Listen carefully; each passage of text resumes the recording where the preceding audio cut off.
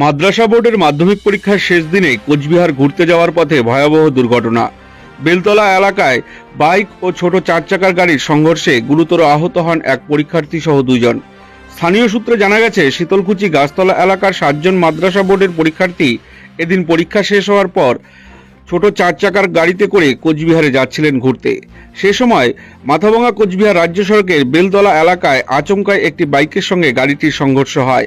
এতে এক পরীক্ষার্থী ও বাইক চালক গুরুতর আহত হয়। দুর্ঘটনার খবর পেয়ে দ্রুত ঘটনাস্থলে পৌঁছায় মাথাভাঙা থানার পুলিশ। আহতদের উদ্ধার করে মাথাভাঙা মহকুমা হাসপাতালে ভর্তি করানো হয়। পুলিশের তরফে ঘটনার তদন্ত শুরু হয়েছে বলে জানা যায়।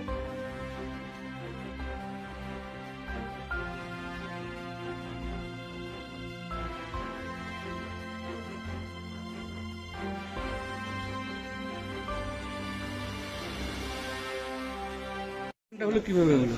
অ্যাক্সিডেন্টে আমরা পরীক্ষা দিয়ে বাড়ি যেতে চেয়েছিলাম, ওইখানে যারিটা যাইতেছিল আর আমরা আমাদের সাইড থেকে যেতেছিলাম। তোমাদের আজকে কি পরীক্ষা ছিল? ইসলাম পড়েছে, আজকে লাস্ট পরীক্ষা ছিল, মাথাভাঙায় পরীক্ষা ছিল। হ্যাঁ। তোমাদের বাড়ি কোথায়?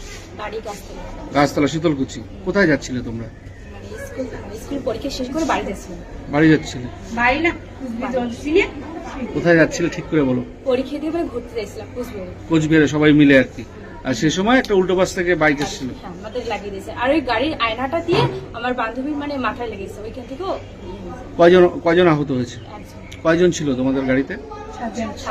7 জন ছিলেন। সবার বাড়ি কি এই গাছতলা এলাকায়? পাশাপাশি। পাশাপাশি। তোমরা ঘুরতে যাচ্ছিলে, পরীক্ষা শেষ হওয়ার আনন্দে কোচবিহার ঘুরতে যাচ্ছিলে। আচ্ছা, বাড়িতে খবর দিয়েছো? কি নাম তোমার? যে আহত হয়েছে তার কি নাম?